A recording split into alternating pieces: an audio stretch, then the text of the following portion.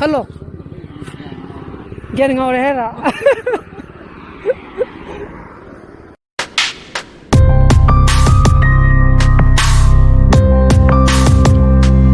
Good morning, guys. Welcome back to my channel. मैं अनु आई ने खाली कि सपजु एग पुलप पुलप चबिनारे पुंग पन्नंग ना मा हाना थादे बिरमेना अदो आई क्लास खनी को तरा मखाय मथुंग द सपति माजु खेकवा अदुना पुलप पुलप चबिनारे ऑफिस ngन कारे तने को अदो ये आई इंस्टाग्राम अकाउंट जो कोई लोकल बिजनेस नतबा आई यूट्यूब में आम चैनल प्रमोट तौबियो कानागा मेसेज थारेबको आई जे मोजे सेंहागदी तौजिरा तौकुमजिरा आई जे खलमने देगी वास तौबना फरे हारगदी आई जो सिगी 20,000 सब्सक्राइबर योरी जीरो लेवल जीरो दगी हाना हरखिनी आइनो जो मिंगोंदा अप्रोच तौरबो काना कोन तौजिबो हायको दगी हाइदी छुकुमबु खुमुक्तबा अदुम यूट्यूबर दुम यावदबा नते मोदा इना हाइदी फील तौगिबदो हाइदी नुवाइतबा हाइगद्रा इकाइबा हाइगद्रा हाइदी हाइरुबा यादी याक्तबगी टाइप तौगिबदो मोदो मोदो सेम थिंग थोकद्राना आई मोय हाइदी मोयना तौबिरो हाइदी प्रमोट तौबियो हाइबदो ओदा करम चैनल लोदी हानादी येंगनी को अबो तारागजु ओनली आई कम्युनिटी आई पोस्ट तविना मोगी लिंक तो दुगा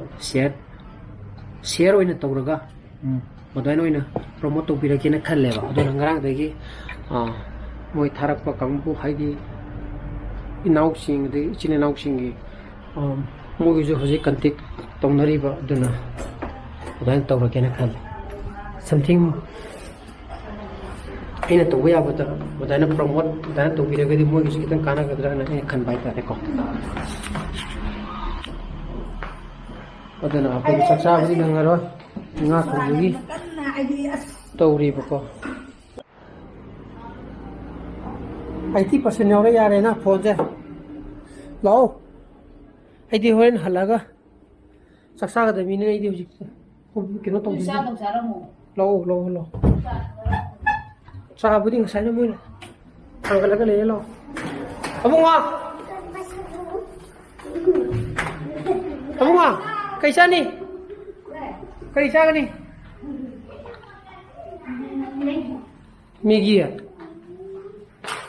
मैगी दी लेम जोनी सी कोई nga थोंगे सीदे होरे हलागा चारने सीदे केन चाब नंगला थोगिना तिरन खानग्रो आइदी चारगा चतेदना सिबुदी नुइ चेबुदी चारगा चपंगन नंगनी चाजुबी सिलेरे मैगी हमते लेरुगी के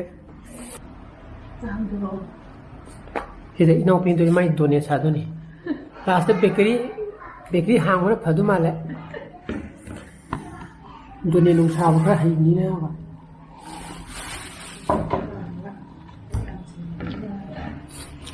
कोई मुंजे मान हांग मुदनी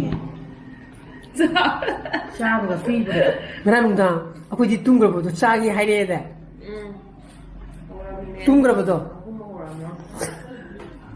इको थोलगा चागी नि हाइरे जे आई बिना हंगें का ऑफिस पु अपन नंगना का बजे कमाई तवे छी न आई ऐसा ब्लॉग ता नंग ऑफिस पु अपन नंगना का ना हाई ग्राम नेना आई के ब्लॉग उंग तरा मखाई दा खरे हल कारे थेंगलप तवी अद नुंदि नुंगांगनी दा नंग इंग दा चिंगना नंग थबक तवा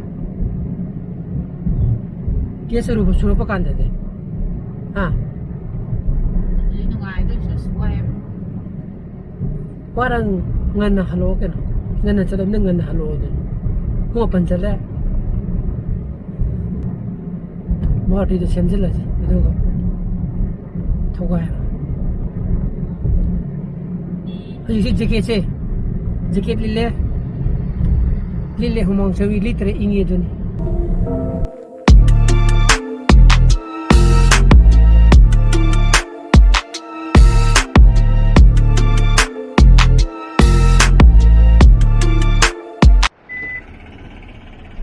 क्लास लोरे दुगा इजे सोमदा हाइदी बिजनेस अमा प्रमोट तौबगी वारी सानाबा सिगी बीटी रोड हाइदी बीटी पार्किंग नाकंगी पार्किंग जदा अदगा 민지 없으려고 많이 잤나 그래. 후마는 풀리요. 어떤 아이지 아직 비행 때부터 상무기 시기 방나바자기 비행다. 아버가 아이좀더 다렉 한 아이들 그러네. 그 시기 오이는데.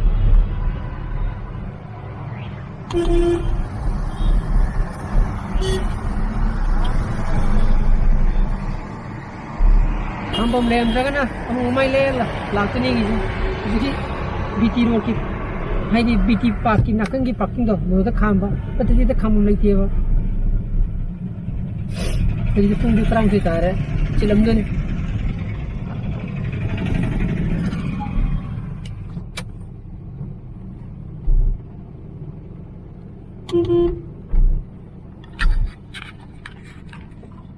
शायद खाम पे जा रही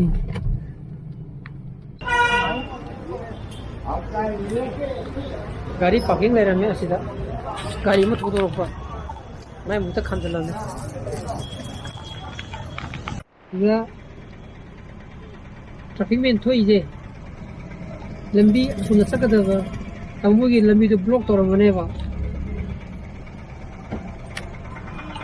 mana thaga tau guna ko kada di gyan ta mana tadi me flop koine mo traffic jam eta oi thana somna chaka da bala mi do block tok sala gadi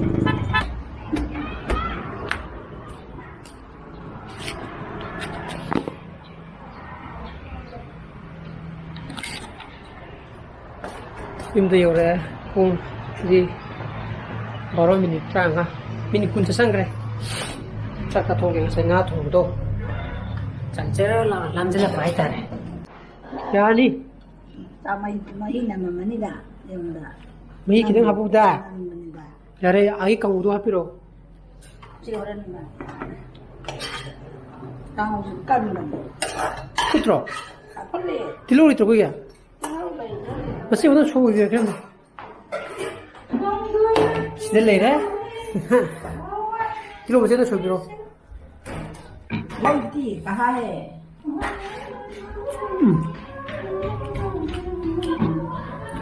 Awe. Nama jesa. Tak jam se. Sagi je. Awe. Ni het dulu tu itu apa? Dulu tu. Tahu itu sih lagi. Atau wait apa? Tahu itu lagi. Sangat. ꯆꯥꯛꯇꯣꯛꯑꯦ ꯄꯨꯡ ꯑꯃꯗꯤ ꯇꯥꯁꯜꯂꯛꯑꯦꯕ ꯑꯗꯣ ꯈꯣꯡꯎꯞꯇ ꯌꯦꯡꯉꯨꯁꯦꯅ ꯍꯥꯏꯅꯕꯅꯦ first ꯀꯣꯄꯤꯒꯤꯗꯣ palace compound ꯊꯥꯔꯒ ꯌꯣꯟꯕꯗꯣ ꯑꯗꯣ ꯀꯔꯝꯕ ꯈꯣꯡꯎꯞ ꯀꯔꯤ ꯈꯣꯡꯎꯞ ꯌꯥꯎꯒꯦꯅ ꯌꯦꯡꯉꯨꯈꯤꯒꯦ ꯆꯠꯄꯗꯤ ꯏꯅꯥꯎꯄꯥꯒ ꯆꯠꯀꯗꯕꯅꯦꯕꯀꯣ ꯃꯥꯒꯤ ꯗꯥꯛꯇꯔ ꯆꯠꯄ ꯀꯥꯟꯗ ꯍꯥꯏꯔꯞ ꯌꯧꯁꯜꯂꯛꯁꯦꯅ ꯄꯨꯡꯉꯣ ꯁꯦ ꯕꯥꯏ ꯕꯥꯏ ꯅꯪ ꯕꯥꯅ ꯕꯣꯕꯣꯛꯇ 하라마버네 그게 또도 그리 자돈 하이제 미기줄 레이브네 어도 호비로 팅해 거기 거기 우리 짤로 오는 거 뭐 좀 그래 너네 가오로 되잖아 그래 그렇게 홀센데 라홀라드라 타오다 야예. 호세 가다 되게 그너기도 이 Mani kuma. 니쿠마도 어둘롬다기 Taki 그렇게 가오가 허야래 아이디 좀더 삼성기는 떠우리 과이트로도 삼성기게 지금 방금 뭐 들어네 야래 뭐 되게 로직이 들어가 주다리 응 라? 아니 친구 라크니 아도 친구 배 tung mani tung mai lakse ke lakniya aduna pare akoi mu lai tedi mu ya ro तुम्हारे कॉलेज टीचर है तो दे ना है ना Panitia sa ino pa, panitia ba day na kaliyan na kaliyan kan sa mga. मैंने तो सारा काम तो 진짜 하이너리 이제 거기 비하면도 마기 저희가 더 보다 봐 Yeah. I know I team तो ने कर का As mali sa ino to, nakakalaw. मुझे जा रहे 어디가 알아? हां सब खा के तुम ने दे 오케이 어떤 하지 아까 좀 짜리지 이제 비용 부라가 걔는 콩도 아주 이해 못 살리니 밸런스 컴파운드 हेलो 마주 락링이 आओ बेमा 여우래 밸런스 컴파운드 기도니까 시지 퍼스트 코피 매암도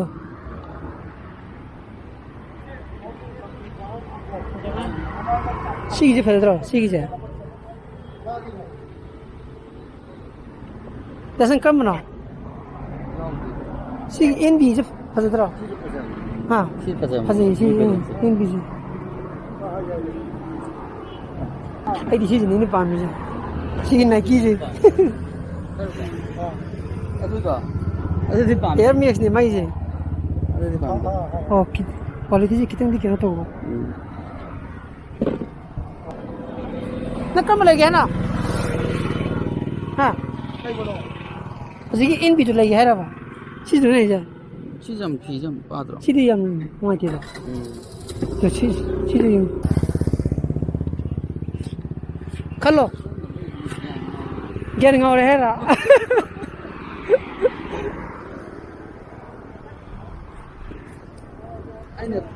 रेस क्या क्या मुक्त लगे तमो सिबो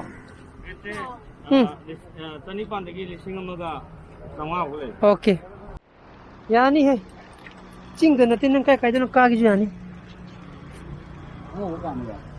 누피다지 신 누피 게 봐. 신 누피 게 봐. 에 모로도 그래 나는 동달에는 너희 갈라 봐.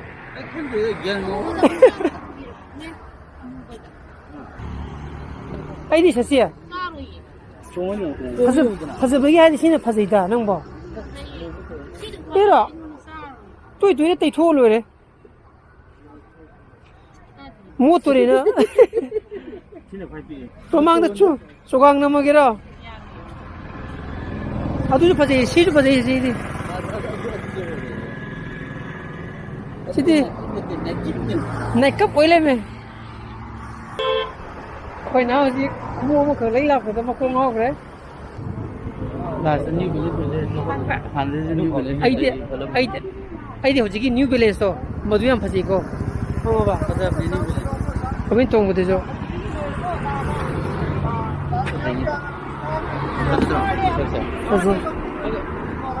nãy cái đi hồi cái post này ai đi anh ngủ bao nhiêu năm nè mua turi cái à tụi tua cái đó nè chắc là cái đó yengadabne heba yengdadi khangwa heba hadi chana step amani chala kanda bako raida 사지 용 아세 아마 받는 데 하나 가는 줄 내지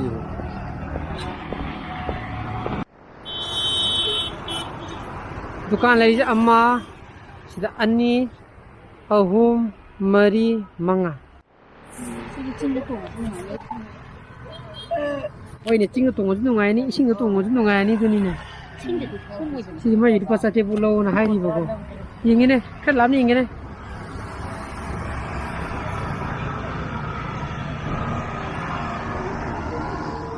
ya lo Mirang-Mahum ki MGO lo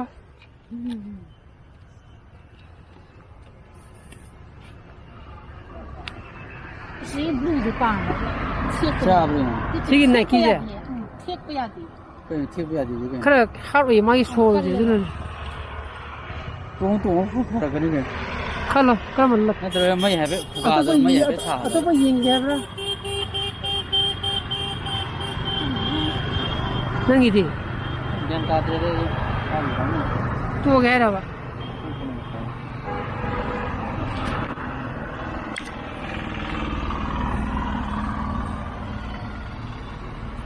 ko ni lai gi janga di ta apa ma yaw di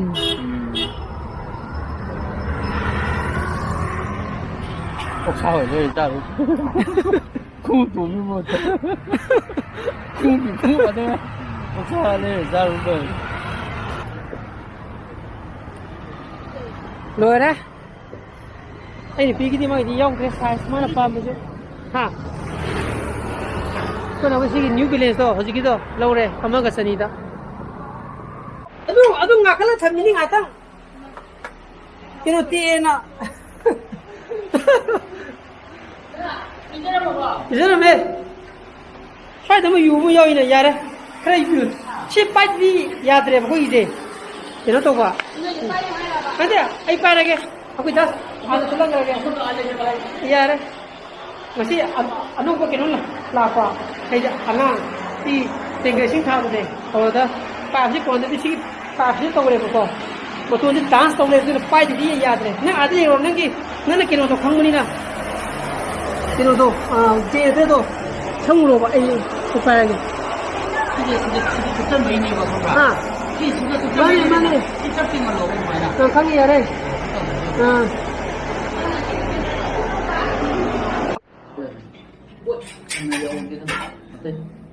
여기다 저희가 좀 예물이다 야는 파자만 보고 정절로가 그냥 하기 어떻게 파스 코피니나 소리는 여기도 그래 ai edi original da pamu boy thamjal laga red boot oil lero